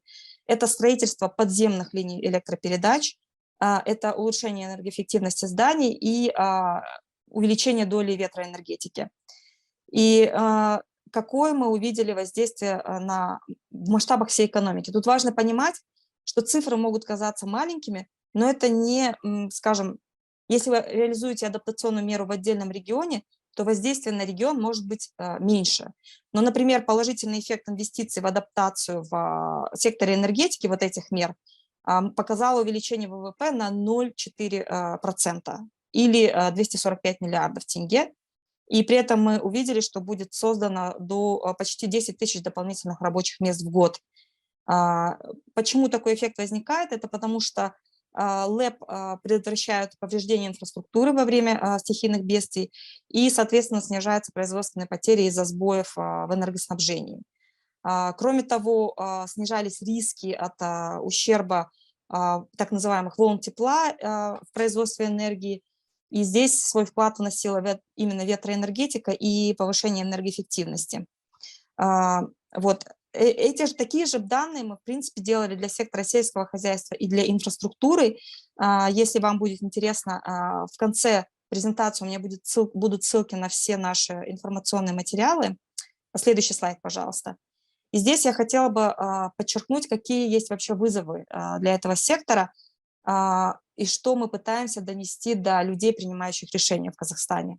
Поскольку, как я уже сказала, у нас нет ни у кого ответственности за оценку климатических рисков в секторах. Эта ответственность не возложена. То есть был принят новый экологический кодекс в прошлом году, и там появилась глава по адаптации, которая определяет как минимум приоритетные области. Говорится о том, что на национальном и на областном уровне должны планироваться меры по адаптации. Но пока конкретного механизма в отраслях нет, кто и за что отвечает. То есть как бы у нас такая ситуация, что климатической информации у нас много, в том числе Казгидромет делает моделирование, но как она используется отраслевыми специалистами, вот этого механизма нет. Поэтому это то, что мы пытаемся поднять этот вопрос. Какие есть вызовы? Это сама долгосрочная природа активов в секторе. Это значит, что те решения, которые мы принимаем сейчас, если мы не учитываем климатические риски, они могут закреплять нашу уязвимость. То есть мы создаем актив, который подвержен высоким рискам в случае стихийных бедствий. Это значит, что он прослужит не 50 лет, а меньше. И кроме того, сложность – это временные горизонты, конечно. Выгоды от повышения устойчивости будут в будущем, это средняя и долгосрочная перспектива, а затраты нужно нести уже сейчас, и этот вопрос инвестиций всегда сложный. И особенность нашего сектора энергетики – это, конечно, высокий износ основных фондов, большая энергоемкость и потери энергии, которые есть, например, при производстве, и при транспортировке энергии. Но при этом мы хотим говорить также о тех возможностях, которые существуют. Что означает изношенное оборудование? Это значит, что если сейчас, когда мы его меняем, мы в конце срока его жизни, мы учитываем климатические риски, делаем их более устойчивыми, выбираем те технологии, которые лучше позволяют нам адаптироваться, и при этом будут низкоуглеродными, это тоже очень большой вопрос на повестке, то тогда мы предотвратим их досрочное списание в будущем, когда окажется, что это оборудование неэффективно. То есть, в принципе, это хороший и удачный момент сейчас это делать. И, кроме того, важно увязывать меры адаптации и снижения выбросов парниковых газов, потому что это может усиливать их взаимный положительный эффект. То есть мы можем таким образом избежать неэффективных мер адаптации, появления так называемых безнадежных активов, stranded assets, и мы можем повышать устойчивость экономики. И, как вы знаете, вопрос перехода к углеродной нейтральности стоит довольно остро сейчас в Казахстане, поскольку у нас сектор сильно зависит от ископаемых источников энергии, и глобальная ситуация будет все сильнее давить на энергобаланс Казахстана. Поэтому увязка вот этих вопросов, что мы не только переходим от угля на, например, транзитный газ и к возобновляемым источникам энергии, но мы также убеждаемся в том, что, например, наш ветропарк находится в том месте, которое не подвержено, например, влиянию оползней. И это уже снижение климатических рисков. И нам необходимо начать этот разговор в отраслях и делать такую связь между теми, кто производит климатическую информацию, климатическое моделирование, и теми, кто в конце концов будет принимать решения. Следующий слайд, последний, пожалуйста. Здесь ссылки на те информационные материалы, которые вы можете получить. Часть из них уже переведена на русский язык, часть будет переведена в ближайшее время. И, может быть, для тех, кто занимается климатическими вопросами, вам будет интересно посмотреть на анализ опасных климатических явлений, который мы сделали для Казахстана совместно с Университетом Балеарских островов. И в этом 2022 году мы хотим делать моделирование не только на национальном уровне, но и посмотреть на отдельные регионы Казахстана. Вот последний слайд, здесь мои контакты на следующем. Пожалуйста, обращайтесь, мы очень заинтересованы в том, чтобы привлекать и отраслевых специалистов, и также распространять результаты нашего моделирования в Казахстане и в Центральной Азии. Большое спасибо. Извините за технические сложности.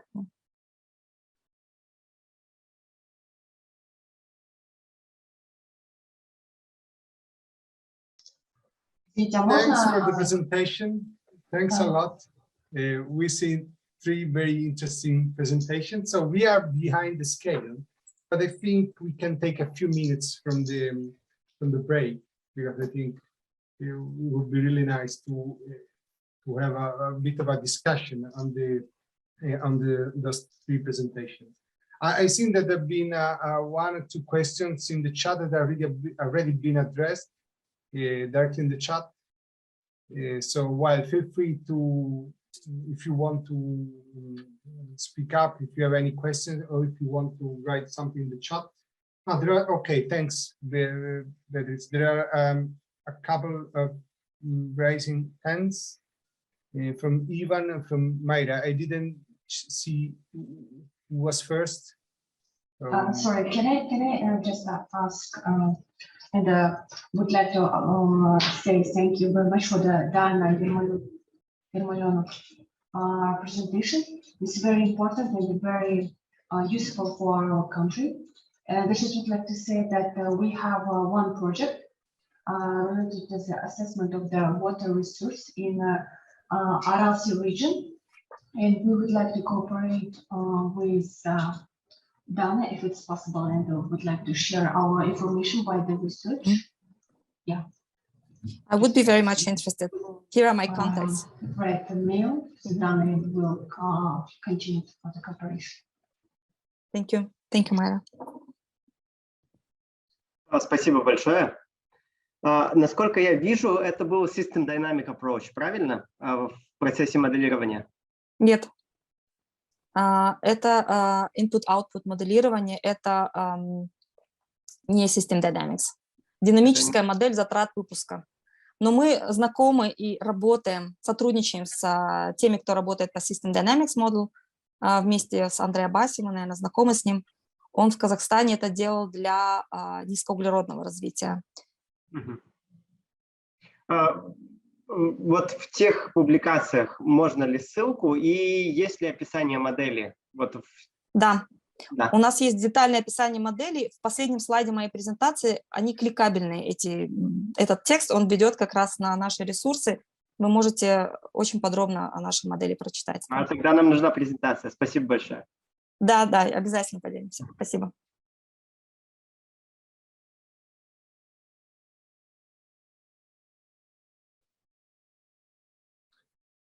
Thanks for the questions.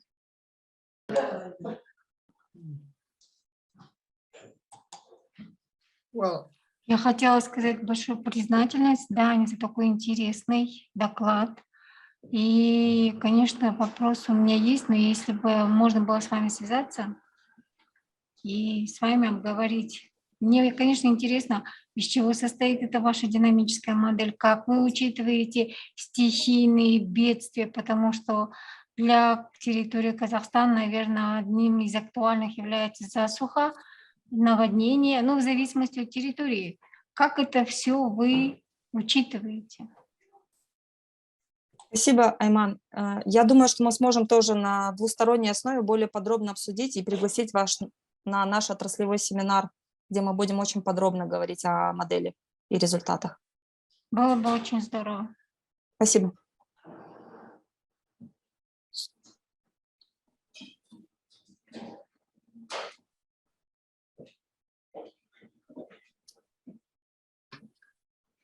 Thanks for the question.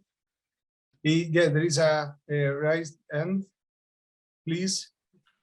Thank you, Matteo. Hello, everyone. I'm Hyun Kim, head of Hydrological and Water Resources Service Division in WMO. And as you heard from Jose, that he shows several good case studies with some of the materials that WMO has been published and freely available in the website as well. I just want to highlight one thing, that what Ivan asked about some question related to data collection. Of course, it depends on the member, depends on country, all the situation is different. But I'd like to highlight how important sharing data, because, for example, there was no slide today because of a short time, but there is, like in Korean cases, all the dam company, including hydropower, multiple power dam, and agricultural dams shared their data with the National Hydrological Services, because it's so important to control dam, drought, and water resources management. So I want to highlight that during this training. And you can consider in the future collaboration about data collection and sharing. Thank you. Thanks, Hyun, for reminding us, yes, the very big importance having of sharing data, and also the thanks to the global effort, also the increased availability of open data in many fields, but there are still not enough, I would say. Any other questions? I have a simple question by myself for all the panelists, but I would start with Altney. It's about I've seen many maps that shared in their slide. I was curious about if I was in general, it was a kind of co-development of this kind of products. I mean, if it was a feedback it has been designed together with the end users, if there was some feedback after on the how to show that information on maps.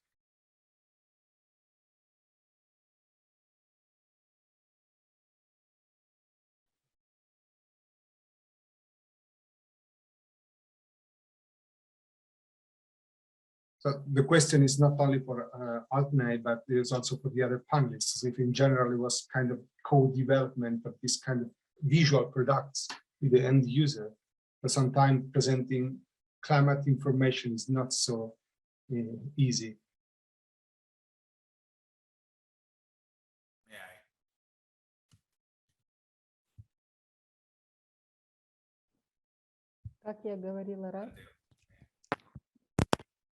Как я говорила ранее, на моей презентации можно увидеть, слышно, да? Результаты работ по районированию территории Казахстана по различным нагрузкам. Вот на этом слайде показаны результаты работ. Они могут использоваться не только для строительства.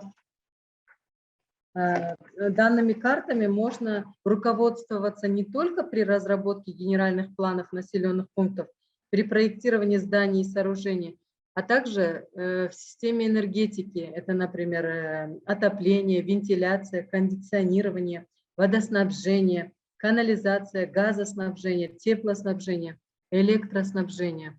Здесь всего 4 карты показаны. На следующем слайде еще 4, но всего их 16.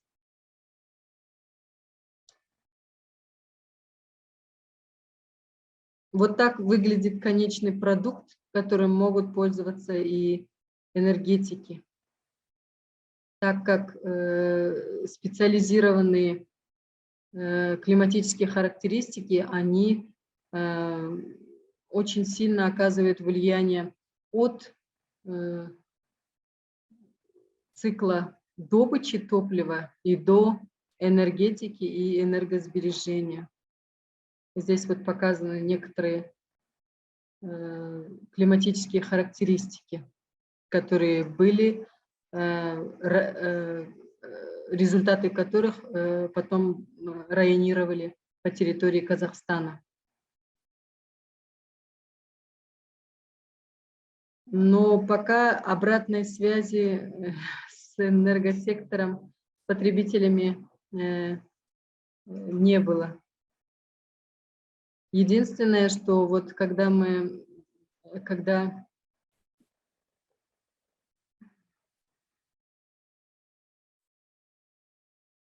Единственное, что когда мы работали вместе с ПРООН ГЭФ и правительством РК для создания ветрового атласа Казахстана, тогда было тесное сотрудничество с климатологами и теми, которые разрабатывают данные карты.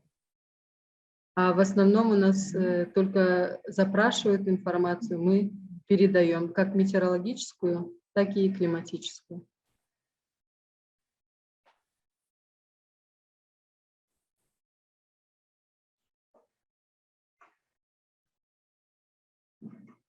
Thanks. Thanks for the answer. I mean, there was a question in the chat for Dana, and there is a raised hand from Jose. Jose, do you want to answer this? Do you want to add something on this topic about the co-development feedback? Yes. We have weekly meetings, if I can, yes, weekly meetings between the generation unit, the dispatch center, and the hydromet department. So every week we are sharing the forecasts, we are sharing the predictions, in fact, the predictions, and then we get this feedback from the products we are delivering on the opportunity of the prediction and the data available, the real-time data available. And that's how we work.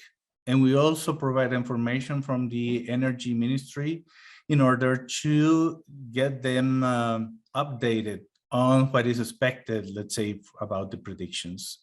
That's the way we work. And of course, it's our case, and it depends on every country how they are managing this, because we have a centralized scheme for power generation. We are a very small system, and we are part of the common market of energy in Central America, but still a small market, I would say. Some countries, the individual operators have their own services in order to have their power estimation and then allocate this into a market. But that's the way we work. We have very close interaction with the energy dispatch center and the people in generation, let's say. Thanks. Thanks a lot. And I think we can take the last question from the chat, and then we can have a break with coffee or tea or whatever. There is a question for Dana in the chat, so I can read it. So, yeah, I think the question is about the RLC region, if I'm not mistaken. Вопрос по Аральскому морю. Дело в том, что по Аральскому морю у нас есть отдельный проект GIZ, он называется как раз «Экологическое устойчивое развитие региона Аральского моря», где они непосредственно реализуют меры по адаптации. Наша команда моделирования, мы смотрели на национальный уровень, на все регионы Казахстана, не выделяя отдельные регионы.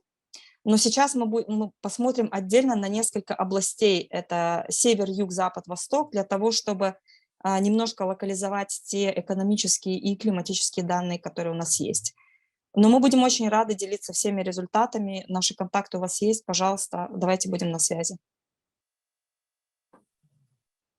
Дана, извините, можно добавить? Большое спасибо за вашу информацию. Мы тогда обязательно с вами сконтактируем, так как у нас проект идет по установке метеорологических станций в этом году мы запланировали.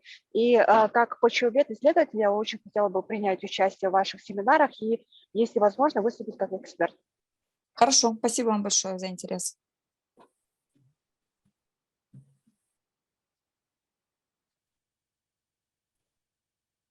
Okay, thanks a lot. I want to thank you, everyone, and the panelists for this interesting discussion. And well, now I think it's time, according to the program, it's time to have a break. So enjoy the break and thank you again.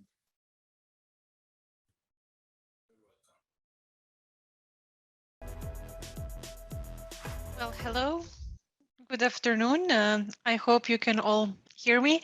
I hope you had a nice break. And now that you're ready to continue with our practical session and in development of your little proposals, today is already the second session of our group work, and we will be functioning in the same mode as last Friday. So we will be splitting into couple of groups to discuss in a smaller group for about 1 hour where we stand to help each other to continue developing our little proposals and hopefully to be even step closer to finalization of those little proposals for this Friday. So I would ask Dinara or somebody from the technical support to share again little table with our breakout session experts assignments. Super. So please follow again the same procedure we followed last Friday. Now on your screen it will appear which breakout group you can attend or join.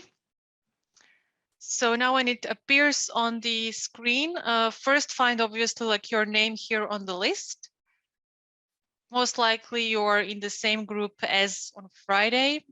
And now when the little window with breakout groups appears on the screen, please click to which group you're assigned. So whether it's a group 1 English group, group 2 Kyrgyzstan and Turkmenistan joining, group 3 which is focusing on Tajikistan, group 4 Kazakhstan, or group 5 Uzbekistan. Thank you, Eva. Technical support will be creating the Zoom sessions. Just give us 1 minute, please. No problem. No problem. Thank you. Just in a minute. Thank you so much, Dinara. So yes, I hope you found your names on the list. And now we will be splitting into little groups.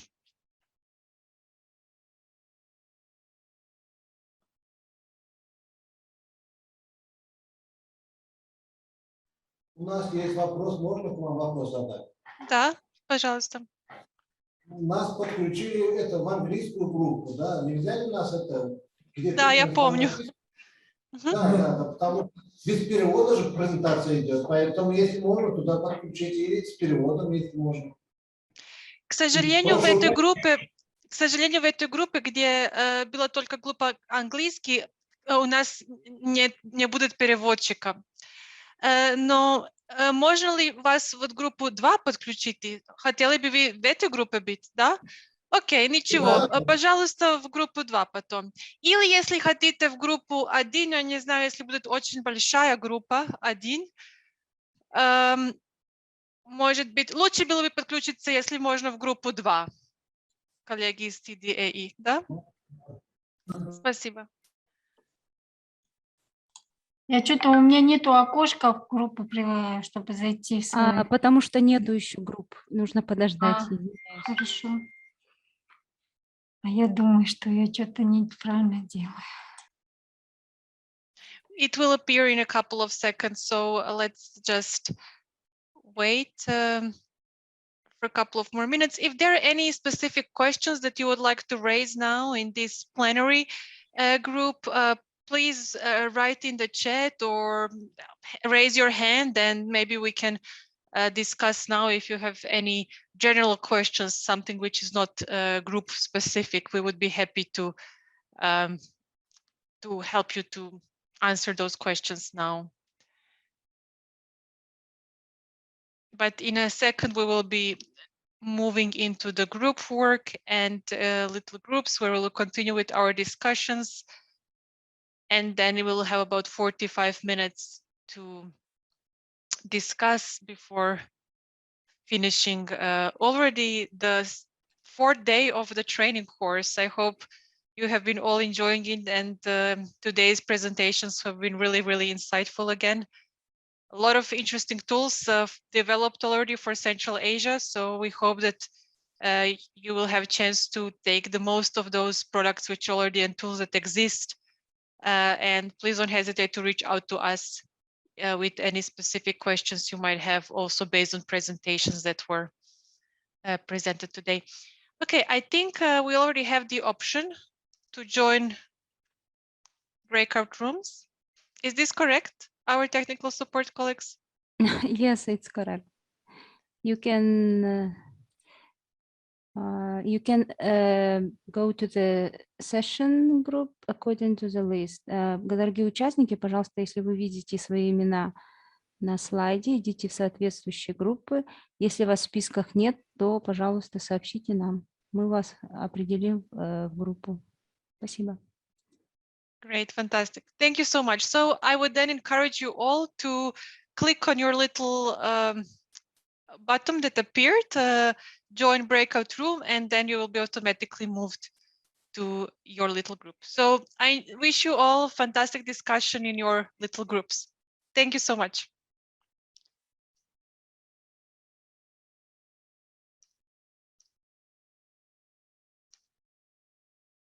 So I see that we are coming back, migrating from our groups back into our plenary session. I hope that you all had a very productive discussions in your groups, that you managed to discuss some open questions that you still had and progress with your mini proposals. Is there anything that somebody would like to share in this group before we close for the day? I appreciate that we are running already a couple of minutes beyond our schedule, and I would like to thank to the interpreters for staying with us for additional 1 minute. Is there anything that somebody would like to ask here now? No. Okay. Well, in that case, I would like to thank you all for your participation and active participation in the group work, for the presenters, for very insightful lectures and presentations, and a lot of useful products and publications and tools that will be certainly of use for countries in Central Asia. We will again convene on Wednesday with already our 5th day of this training. So I hope that this has been really useful, that you're still energized to continue. It has been, there has been a lot of work. And I don't know if there is anything from our colleagues from Dinara or somebody, Alexei, anybody from DKU would like to jump in, share any technical information, or we can close the meeting for today. Ну, добрый день еще раз всем, кого я не видел сегодня. А я только хотел сказать, что сегодня вот сформировалось уже интересное такое проектное предложение, которое одинаково объединяет представителей Кыргызстана и Туркменистана, и оно направлено на создание долгосрочных, в первую очередь, сезонных прогнозов. Это является крупным, потребностью для Кыргызстана и для Туркменистана, потому что у нас были только представители этих двух стран в нашей группе. Это очень важно для сельского хозяйства, а также для энергетики. И также для энергетики это касается 3 моментов. Это гидрологические режимы, да, то есть выработка гидроэнергии. Это касается коммунальных служб. И это касается потенциально АЗС, тоже автозаправочных станций, которые при резком понижении температуры должны ввозить другой тип топлива. Да? Вот. И 2 основных направления, по которому будет, наверное, формироваться пропозал, это касается повышения квалификации, потому что в Кыргызстане нет специалистов, кто бы участвовал или мог бы скорректировать методику долгосрочных сезонных прогнозов. И это тоже очень актуально для Туркменистана, особенно в отношении гидрологического режима, потому что там большой дефицит воды, и каждое очень точное прогнозирование, оно поможет правильно ориентировать сельское хозяйство, особенно в начале пахотного сезона. Вот только эта информация, и если у Динары есть какие-то технические комментарии, дополнения, то пожалуйста. Спасибо. Спасибо большое, Alexei. Yes, I will move to English back. I think what you highlighted really is important for the whole region. We need to identify what are those projects which have a common interest. And I hope that these trainings that we have been providing this week and last week will help in building the capacity, which is very much needed for the region. So at least after this Friday, we'll be like 1 minute step closer in building capacity for the region. I would like to close the meeting for today in our session and thank you all. I don't know if Beatrice or Dinara, if you would like to say anything, I hope that we will see you all again on Wednesday. Yes, thank you, Eva. Okay, yeah, go ahead. No, okay, go. I was just I read the message in the Zoom chat, so asking for notes of the practical notes.